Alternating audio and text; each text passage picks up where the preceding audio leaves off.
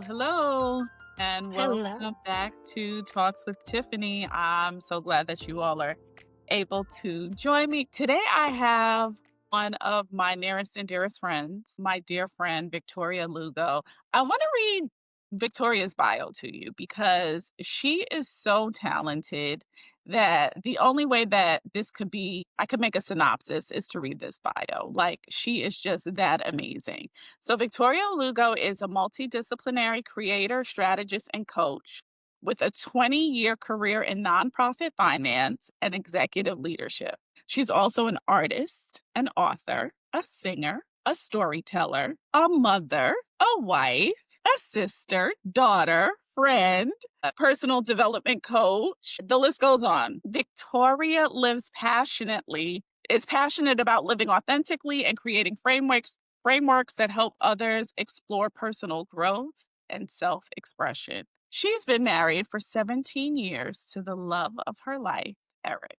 Victoria brings a beautiful perspective on love, creativity, and second chances. Please welcome to Talks with Tiffany, Victoria Lugo. Thank you, Tiffany. I am thrilled and honored to be here I'm and to so be amongst happy. one of your first guests. It's a great, great honor to be here with you today. I am so excited. I'm so excited because we have spent a lot of time talking about this, talking about podcasts, talking about our next creative steps, our next goals and dreams. And here we are living it and doing it together. And it's so continuing for us both. Very, very exciting. Yes. Very, very.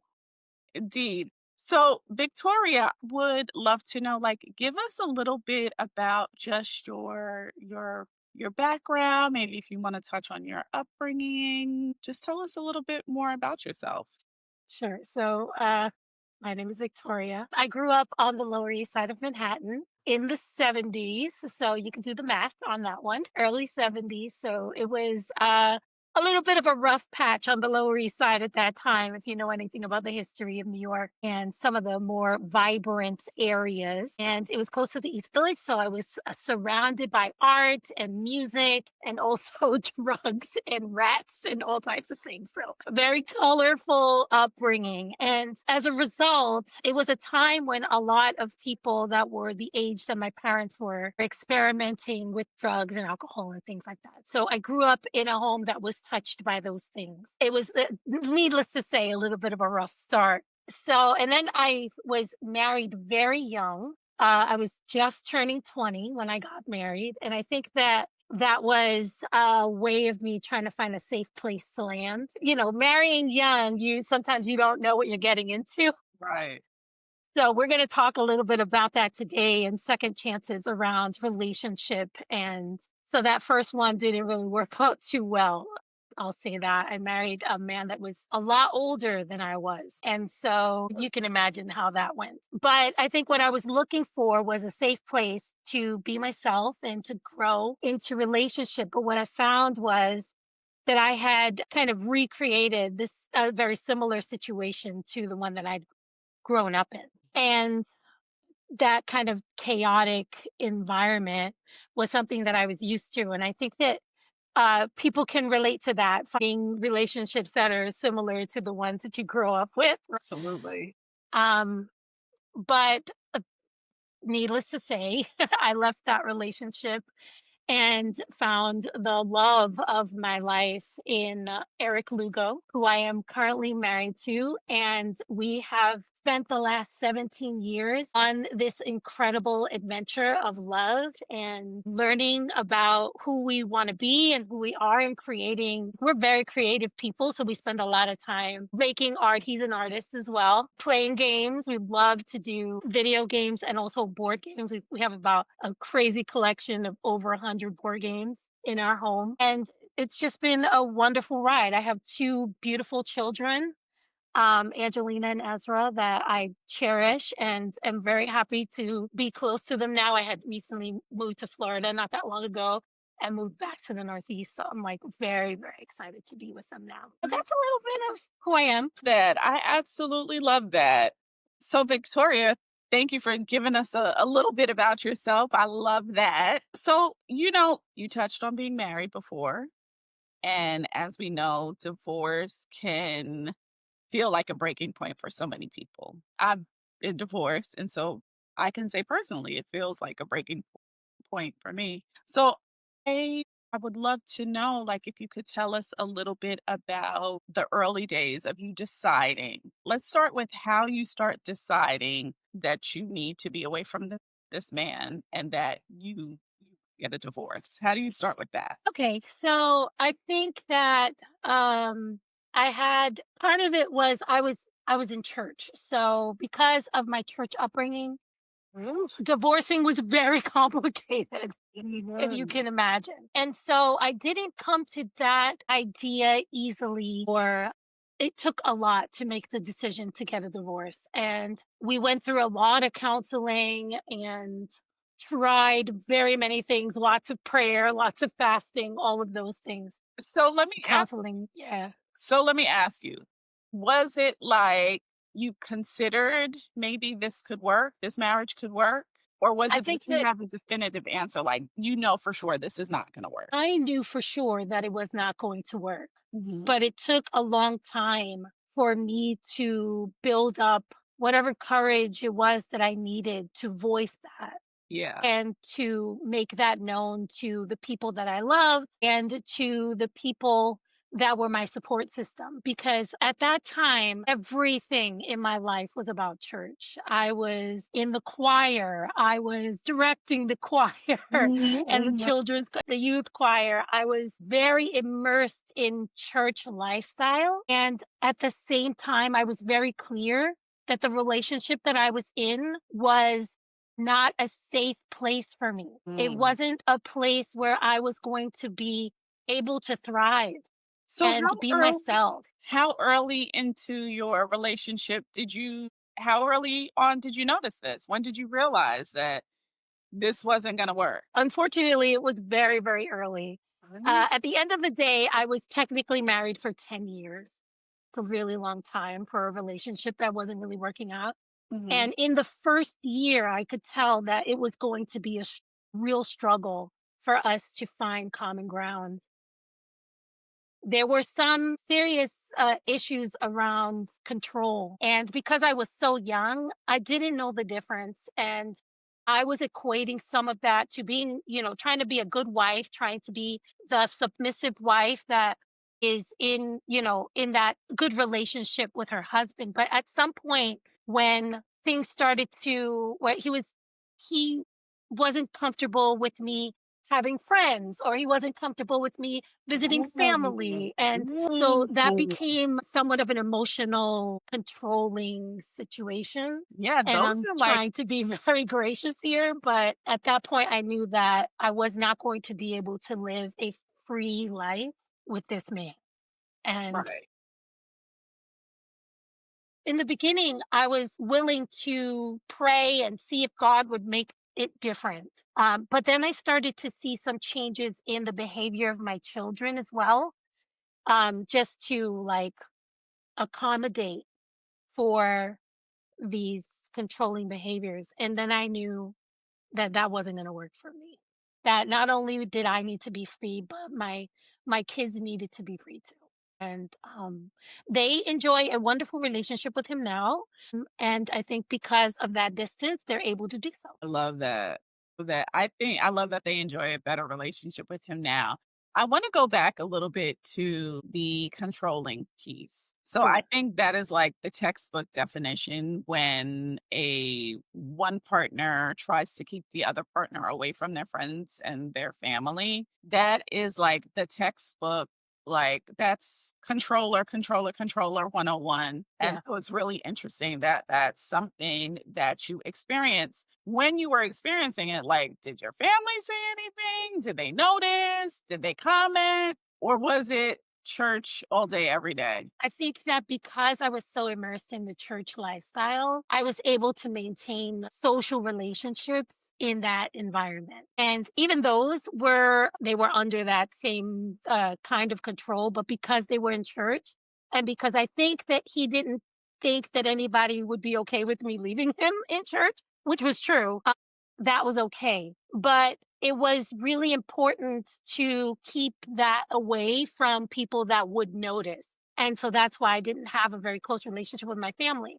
And he would couch it in, well, they're not good for you because they were in the drug scene and they were in the alcohol scene and all those things. And of course, in church, that's severely frowned upon, especially in the church that I attended. So it was all like very much in that vein. And I wasn't so upset about being disconnected from them at that time because of the chaos that I had lived through with my family growing up. But when every single holiday is at his family's house and every single main event didn't include any of my people, it became very clear to me that if I wanted to have a life where I was living um in a mutual relationship with somebody, that this was not going to be it. Totally, totally understand. Yeah, I also grew up going to church in the 80s, and I went to like a Pentecostal church in Queens. And when I tell you, we were in church every day,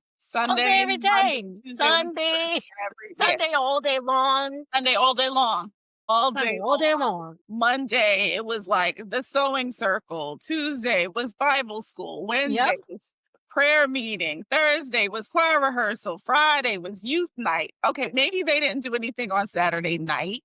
Saturday day, there was a conference, a workshop, women's day, a men's luncheon, yep, women's luncheon, a youth rally, or something. And then back again on Sunday all day. Like absolutely. the 80s were a wild time in Pentecostal churches. Oh Yeah, my for god, sure. or in And then churches in even general. evangelical, like non-denominational churches. Mhm.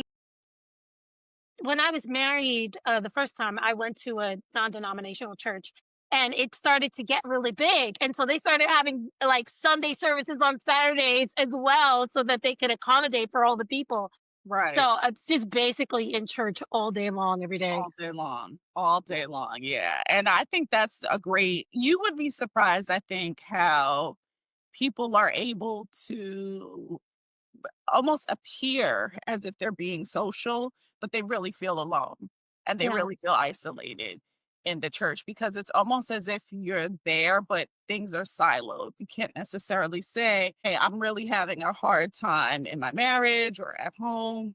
So that's, absolutely. yeah, that's And very, especially like in my case, I was in ministries. I was in multiple ministries. So any difficulty that we had to be kind of under lock and key. While the pastors were all like working with us and there was even a point to where the pastors were okay with us separating for a wow. little while because they could see that the relationship was unhealthy Mhm. and that but they were like, well, we'll just do counseling and we'll let God do his work. Right. And at some point I was like, I don't really want to be in this relationship anymore anyway. And at that point I got the freedom and in the separation and he got the church. Right. Right. Yeah. I love that. Well, I will definitely take my freedom over most things. Absolutely. Absolutely. It took me a little while to know that that was the better deal for me, but yeah.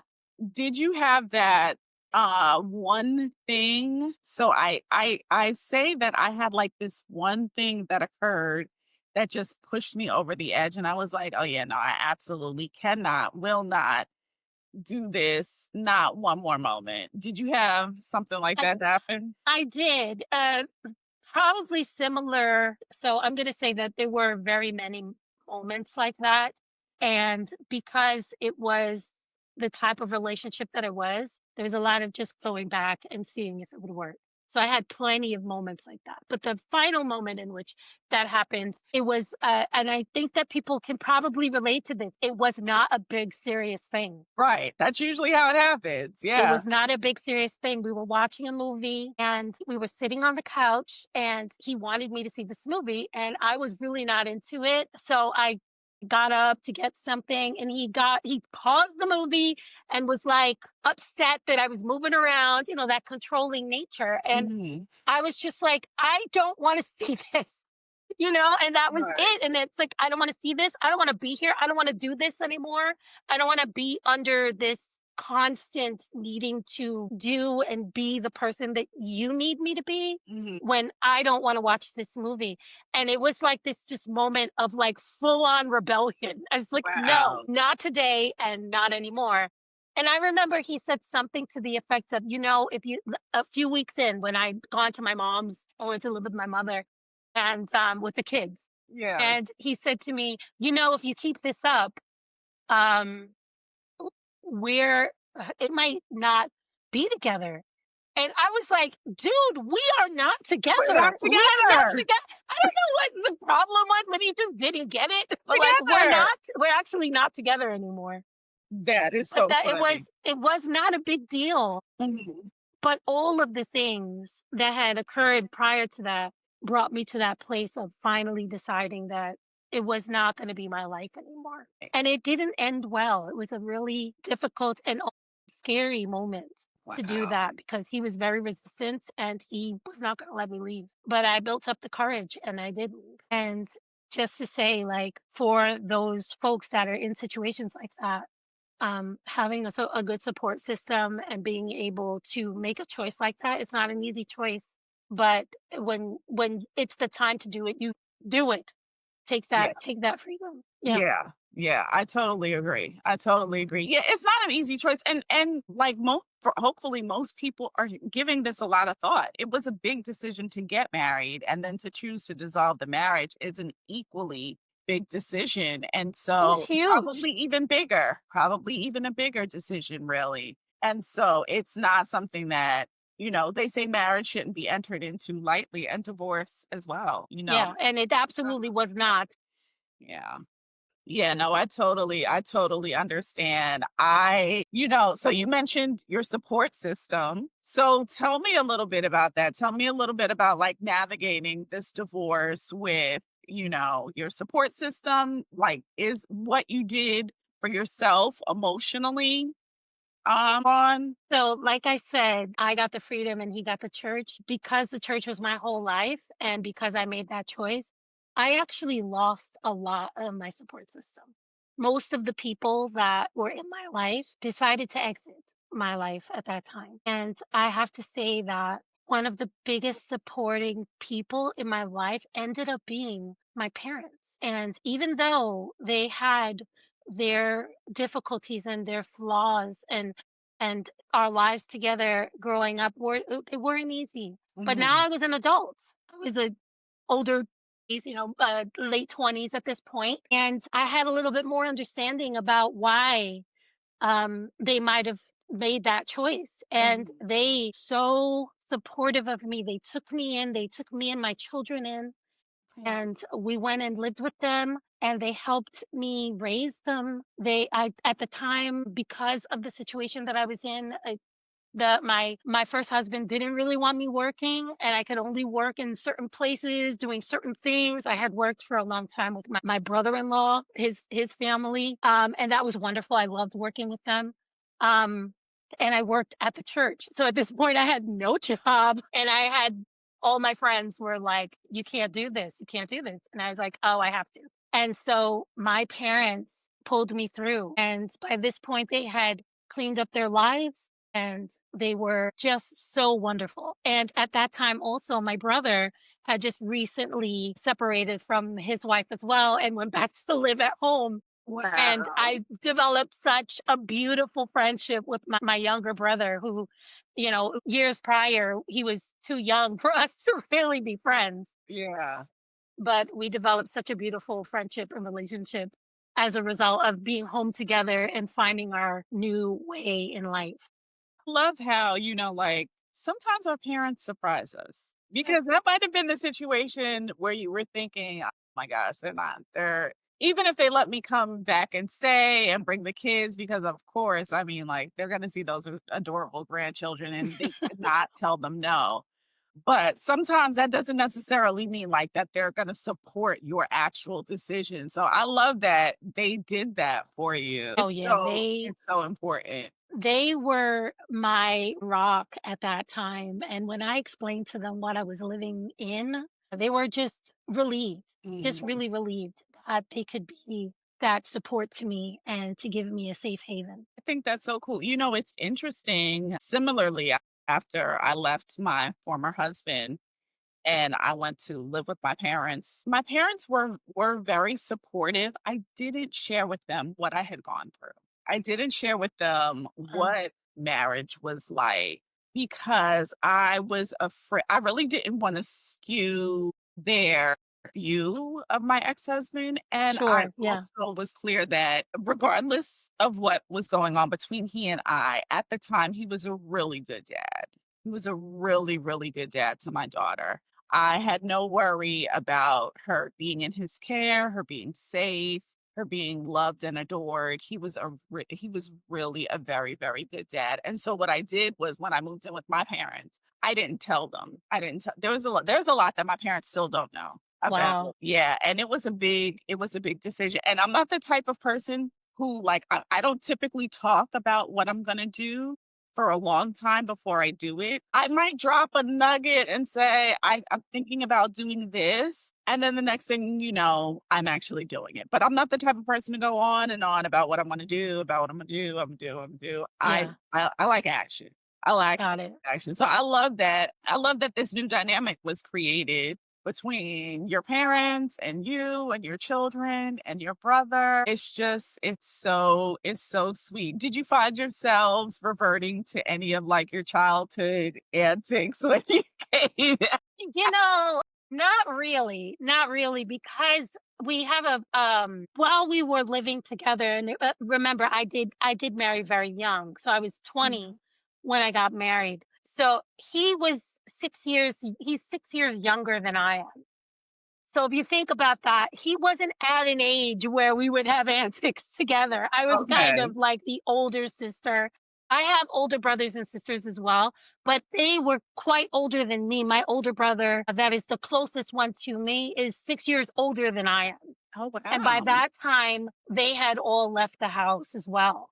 So Mhm. I was kind of the older sibling when before I left the house. So we didn't really have anything to revert back to, Mhm. which was kind of good because at this point we were both in our 20s and he had his group of friends and I kind of just tagged along with him and got to know his people and built new relationships with like the moms that were at the school and things like that. So it was yeah, that was basically it. I had wonderful friendships that developed at that time. I Yeah. love that. I love that. Did you have moments where you I know you had these moments. I know you did. I just want to know about them.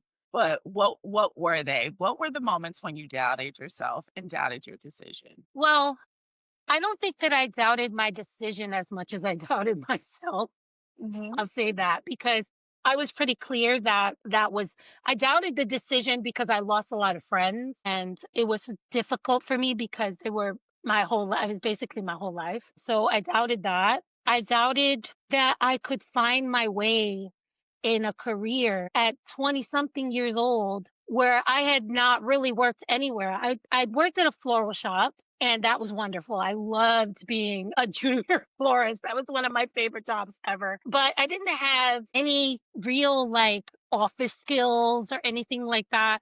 And I had to go back to school when I left my first husband so that I could get some skills, so I could get like a real job. Yeah. So there were a lot of moments during that time where I felt like, man, I let a lot of time go by Mhm. and now I have to come into this, working world in almost 30, no experience on my resume. And what am I really going to be? I remember I was living with my mom at the time and I didn't have a job when I first got there, and there was an opening at a laundromat, and I was like, I maybe I could work at a laundromat, or maybe I just didn't know what to do with my life. I didn't have any real direction.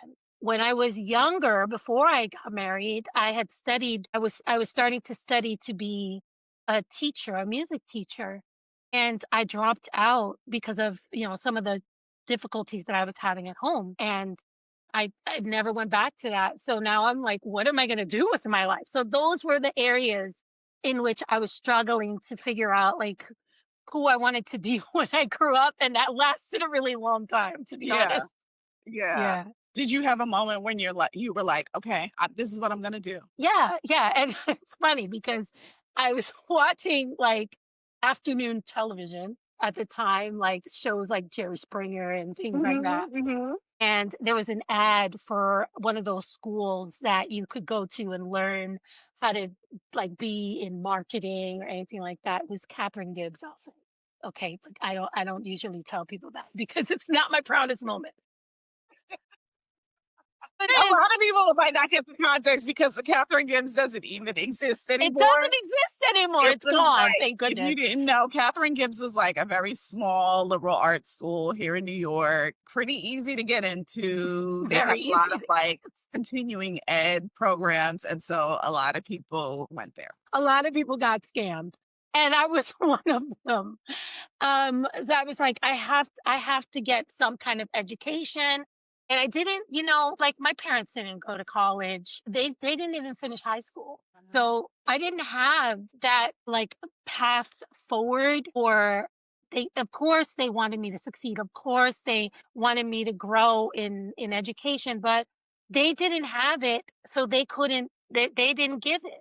Mhm. And I remember when I was in high school, they didn't even force me to go to school. Sometimes I just wouldn't go, and they'd be like, "Okay, well, what could you do?" Right. So I'm coming from a place of like, I have to like get my life together. Mhm. So I went to this school, and I studied marketing, and I got an associate's in marketing. And because of that, I got an internship with a film producer, and he needed like a personal assistant type person. So I did some marketing and I also did some accounting. And that was my first introduction to accounting. Yeah. Ah, got it. That accounting bug. That was Yep. it. Show me the That was money. it. Show me the Show money. me And the I had a knack for it. Yeah. I took a couple of accounting classes in college, nothing big. I didn't have an accounting degree. But I had a little knack for it and it worked out. And then after that, I got a couple of other accounting jobs. And one of them was at a lighting manufacturing company. And my Did you good tell friend, me? I don't know. I don't think I so. don't what's the name of the company? Sermos. Okay. It doesn't exist anymore. Well, technically it does, but it merged with another company Okay. somewhere Do in you know who it California. merged with? Is it like I with some I Okay. don't. But a lot of big hotels had their beautiful, oh my gosh, their lightings those fixtures were gorgeous. And I Mhm. had a beautiful Sermos lamp for a very, very long time. That's I amazing. no longer own it. But my good friend Michelle was working there at a pretty high level, and she let me know that they had an opening for accounts payable, accounts receivable type position, very low level. Mhm. And because they were going into this merger, they were not like hiring big people because they were closing down, and a lot Mhm. of their staff was leave. So they had a pretty big team at this time. And I came in at like the lowest level you could come in, Mhm. and little by little, people kept leaving, and I just kept taking their job. I So love that. I became the accounts payable person, and then I took over accounts payable and receivable.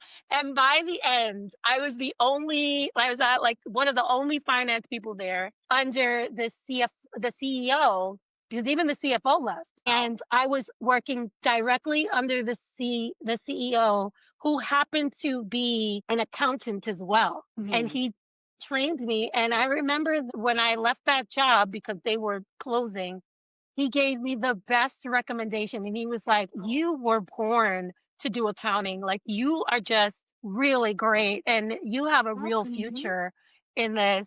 And so he gave me the most glowing recommendation to the job that started me in my nonprofit finance job of over 20 years of I nonprofit lo finance and and executive leadership.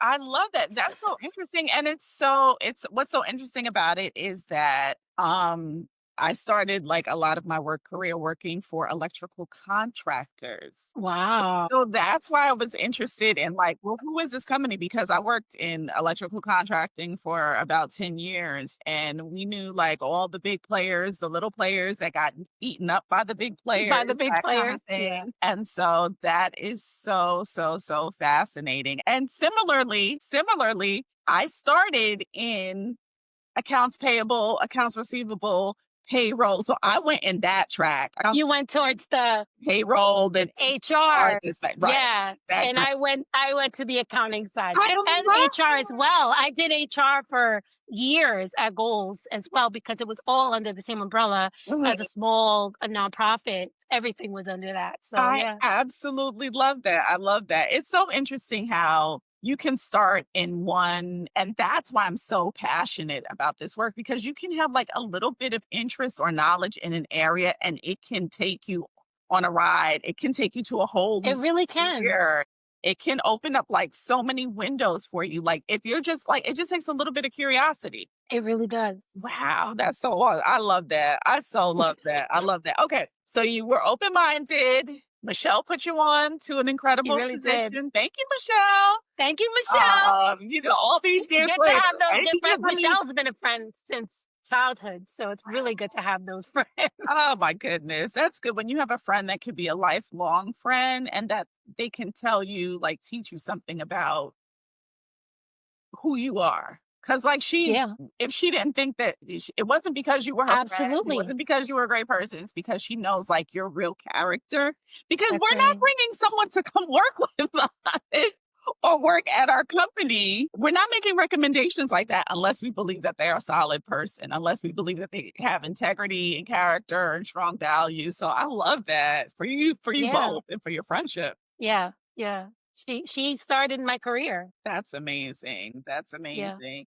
Yeah, that is so perfect. yeah. Well, I want to thank you so much for this segment. There will be another part to our interview, our conversation here, because there's so much to kind of delve into. And I know there's some gems that I really want you to drop around career and your creative life. But thank you so much for being with us. Tell us where can we find you? Okay, so I'm on Instagram and I have two handles there. One is VLuve, and that one is where I mostly share my creative stuff, my art, and then I have Mission Forward Coaching, which is my coaching business, and that's also on Instagram. And you can find me also on Substack under VR Lugo, that's my writing name, and on TikTok under VR Lugo as well. Thank you so much, Victoria. Thank you so much for sharing so vulnerably and so openly. I know that people are going to get real value from this conversation. Thank you so much. Join me again Thank soon. you. I will. I'm happy to. Thank you so much for having me. It was a pleasure. Thanks. Well, everybody, that is this episode of Talks with Tiffany. If you aren't already, please go ahead and subscribe to our YouTube channel. Please like this podcast, share it with someone. Go check out another episode if you can. There's going to be more with Victoria Lugo soon. And again, thank you all for just listening and tuning in. I'll talk to you soon. Get with you later.